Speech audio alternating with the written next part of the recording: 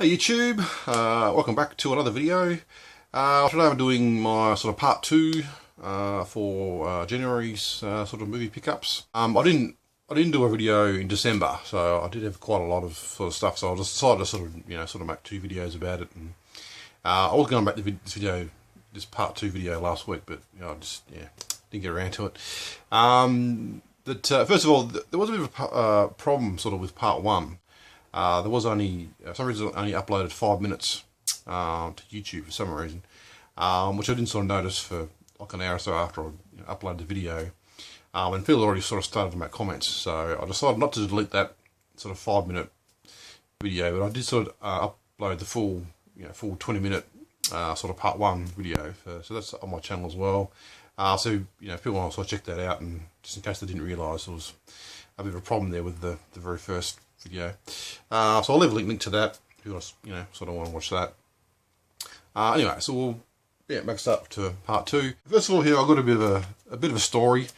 I don't want to sort of make it too long of a story, but it might take a while to explain it all. I did pick up a few Steelbooks. I've got 2 editions of the Inside Steelbook, which I did do a bit of a pre-order on. Which I think are actually quite nice, sort of really nice embossed sort of editions. So I did all of these from JB Hi-Fi. I think well, I ordered them back in October, but I think the actual release date wasn't until November. And I've only just got them, I think, last week. So it's just quite a while since I sort of did order them, and I was supposed to get them a few months ago. The first problem was that they just didn't turn up. I think sort of after a month of the release date, I sort of sent them an email and asking where they were, and like 5 days later I got an email back saying you've got to wait.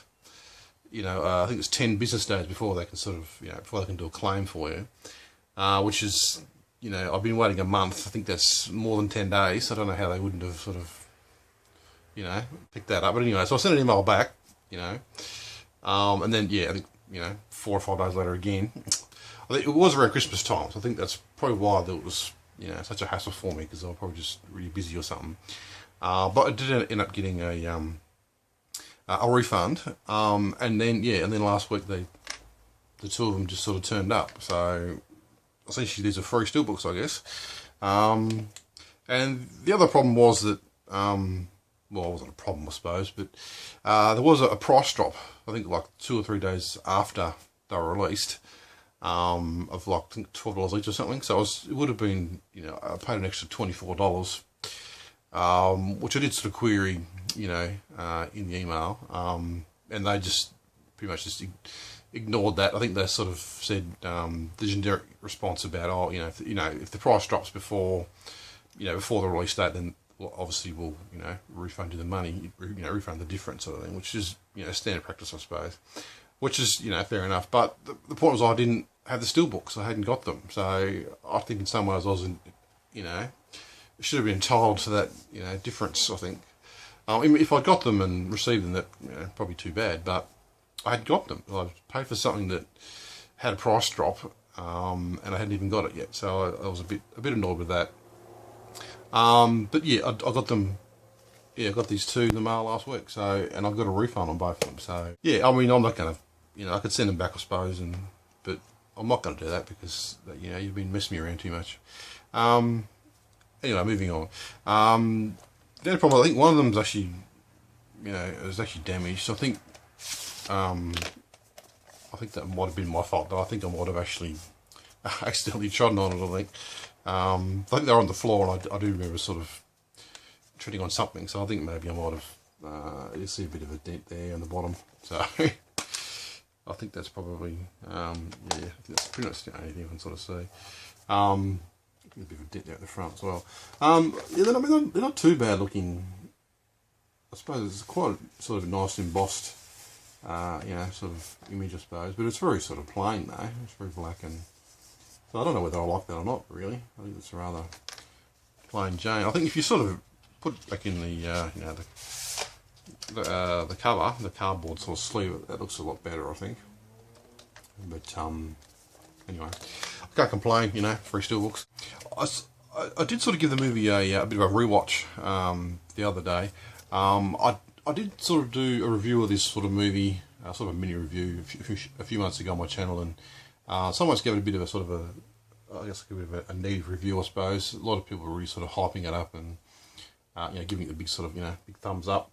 And I don't know, I was perhaps, you know, went into it with very sort of I guess high expectations, and I think it's actually after sort of rewatching it, it's actually quite a good sort of movie. I think really, it's got a good premise to it, and I do still think probably the first you know 40 minutes or so, but it's actually quite brilliant. Really great idea, and you know, the film has a lot of sort of potential, and you think, oh, this is going to be, you know, really great. But I think just after the sort of that sort of time period, after the 40 minutes or so, it's just the film just seems to sort of lose something. It just doesn't seem to be quite as interesting. It seems to sort of run out of steam or something like that. I don't know. For some reason I just sort of, it's just sort of go downhill a little bit. But I think it's definitely, you know, a great sort of film to sort of check out and give it a watch, and I can sort of see why a lot of people, you know, do like it, because, you know, as I said before, it's got a great sort of idea behind it and a good sort of premise, and but for me it just, yeah, it just doesn't seem to sort of go anywhere, and it sort of, yeah, I don't know, it runs out of steam a little bit. Anyway, so that's Inside Out. A few sort of horror ones, I guess, in some ways. This is a bit of a sort of an old sort of 1960s, I think it is, 1970s probably, something like that. 1970s, I think it is. You know, it's the Boston Strangler with Tony Curtis. Which I think I got this out of a $5 bin, I think it was. It actually wasn't sort of too bad. It's obviously based on the, you know, the Boston Strangler sort of thing, and about sort of, I guess, well, I suppose, you know, the real person that sort of did you know, the strangling sort of thing. But yeah, essentially he's got sort of a bit of a, I don't know, just trying to think what the word is. It's kind of like a, you know, Jekyll and Hyde type personality. He sort of has a split personality, and he's sort of a family man, has kids, and, you know, quite normal, and then for some reason he just sort of becomes another person, and, you know, starts to kill people, sort of thing. So it's just all about him, and I guess the murders, and then how to sort of catch him, I suppose. But it's got some nice sort of, I guess in some ways perhaps a bit of a dated sort of visuals to it, with sort of the split screen, and yeah, sort of watching sort of, you know, two sides of the screen, sort of actions going here, and the other side something else is happening, two different sort of people in two different spots, and they sort of eventually sort of, you know, merge together, you know, type thing, which is a big thing, I think, sort of in, you know, the 1960s, I think it was. But yeah, I actually quite liked it. I thought it was, you know, just a performance by Tony Curtis, and yeah, quite good, I thought, really. Yeah, good performances, I think, actually, all around. I actually thought sort of all the actors were actually quite good, and yeah, I actually sort of quite like this one. Yeah, so that's the Boston Strangler one. Onto sort of well, I think actually the next two are sort of film flops, I think. Like a particularly great reviews. Got the Ghost Ship, which is a film I actually quite like a lot. I've actually watched it a couple of times, and really do enjoy it, but for some reason it seems to get rather sort of negative reviews, which I never really quite understood.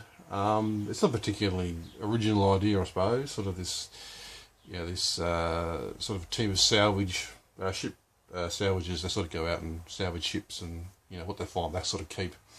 They sort of come across this, you know, sort of abandoned ship, which is supposed to have sunk, you know, so many years ago, and sort of disappeared, kind of like, you know, Bermuda Triangle, you know, type mystery type thing. And of course they, you know, sort of board the ship, and, you know, find out that it's, you know, something a bit spooky is going on. But yeah, I thought it was quite good. You know, got sort of characters to it. You know, good sort of story. You know, nice bit of suspense to it as well. And I don't know, I quite like it. I don't know why people, you know, give it so much of a time, but I like it. So that's Ghost Ship. Another film which I think really was a bit of a major flop, bit of an That's Battlefield Earth with John Travolta. Another film I watched when it first came out and didn't think it was too bad, but it does get rather negative reviews from what I understand. I did sort of give it a watch the other day, and I actually quite liked it. I mean, obviously there's a few silly moments to it, and but I mean, a lot of other films have rather sort of silly parts to them and stuff, and that people still do like them quite a lot. Kind of a bit of the Matrix type aspect to it, and with Mr. Smith and him coming down to Earth and sort of being in charge of, I guess the slaves, the human race, and how he sort of hates being down on Earth because it's such a horrible, smelly place, and he's really dying to leave, which is pretty much what the John Travolta character is doing. He's down here, he's down on Earth and doing the same sort of job and really wants to leave, sort of thing. I don't know. I think it's I think it's not a bad little film. It's sort of good bit of sci-fi, I think. So that's Battlefield Earth. Next film here is actually an Arrow video release. I think I'm pretty sure it's back in the 80s. I think it was. I just had in my collection for a little while, but I've only just sort of got around to sort of watching it. That's The Exterminator, which is a good sort of, I'm pretty sure it was 80s action, violent, type movie, I guess, sort of about, sort of these two guys, I suppose, from Vietnam, and they sort of come back to, after the war's ended, and back to their normal lives, and one of them sort of gets sort of attacked by this gang of thugs and sort of paralysed, so the other one sort of goes out on a bit of revenge type trip and sort of hunts down this gang of thugs and basically exterminates them, I suppose. But yeah, I actually thought it was quite a fun movie. Some pretty nice sort of over the top violent scenes to it, and the acting's probably not necessarily the best, but it's it's a good sort of fun sort of movie. So that's Exterminator. Onto a documentary, which is probably really deserves a full video on, really, because in some ways quite an in-depth type documentary. It's called Deep Web, but in some ways that's sort of a bit of a misleading sort of title for it, really. Deep Web is essentially it's kind of like the internet, I suppose, but it's the dirty side of the internet. You've got the internet, which we sort of use every day, and there's also the other internet, which is kind of like hidden behind secure networks, and it's more sort of the underground sort of dirty sort of internet where all sort of the rogue sort of websites live, sort of thing. And essentially this sort of about what was the guy's name? Ross Wilson Albright, I think. He was basically convicted of being sort of the admin of this, sort of one of these websites, which I can't remember what it's called now. The Crystal, I don't know, something, this sort of website was basically sort of, it had sort of different sort of aspects, different sort of parts to it, but the major thing was like a drug sort of website where you could sort of order drugs online and essentially sort of get them sent to your house, sort of thing. But in some ways it was sort of a safer way to sort of buy drugs, which is kind of, in some ways, sort of the idea of the website of what was sort of created, I suppose. Instead of sort of going out to some, dark alley with, to meet some sort of drug dealer with, which could easily be shot or killed or something, and you could sort of order it online and sort of get it sent to your house safely without having to sort of go out and sort of see someone physically, sort of thing. So in some ways it was sort of a bit more of a safer sort of way to get drugs, and also some sort of people that sort of run the website also, some sort of kids try to sort of buy these drugs, and they didn't think that the kids were old enough to sort of have them, that they wouldn't, you know, they wouldn't sell it to these kids, you know. So that was sort of a bit of education too on different sort of drugs and, you know, what's actually in them, and, you know, what they do to you, sort of thing. So it was in some ways a bit of a sort of a more safer sort of way to sort of, you know, buy drugs, even though just, you know, I suppose it's not really a defence, I suppose. Just, you know, drugs are bad. But it was this, I don't know, I just found that sort of aspect quite interesting. It was supposed to be a bit more of a safer way.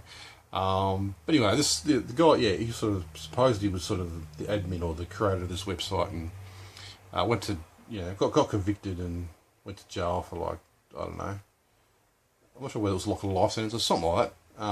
But essentially, there was no real sort of evidence to sort of say that he was the actual, you know, owner of this website, the creator, sort of thing. And there's a lot of, you know, sort of dodgy sort of things done by, you know, the FBI and the prosecutors, as sort of a bit of a, someone sort of tampering with the evidence, or, you know, using their means to sort of, you know, twist the truth a little bit, sort of thing, to get him convicted. But yeah, it was quite interesting though, quite an interesting documentary. I did actually quite like it. Maybe sort of a bit too sort of looking out for the you know, the main guy, I suppose, a bit more. You know, I guess, I don't know, sort of painting him, you know, sort of a, I guess, you know, the rose-coloured glasses, you know, type thing.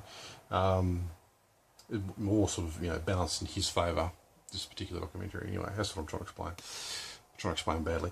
But yeah, it was, yeah, I actually quite liked it, and I do actually find it a bit interesting, sort of, you know, cybercrime and these sort of things are actually, you know, quite interesting to me. So that's the deep web. A bit of a documentary on Jack Cardiff, which he was like one of the cameraman for one of the sort of the classic sort of films, and he sort of worked with big sort of film stars, you know, like Marilyn Monroe and Audrey Hepburn and Sophia Loren and all these different sort of, you know, famous people, and he was actually in quite a lot, you know, the cameraman for, you know, quite a number of sort of film classics. So that was actually quite interesting. Yeah, I actually quite like that. And then I bought this rather cheap too. I'm pretty sure it only goes, it's a very sort of short sort of documentary, but it's just about sort of film noir, sort of just about the different sort of films, and which was, you know, it wasn't too bad. It was nothing really,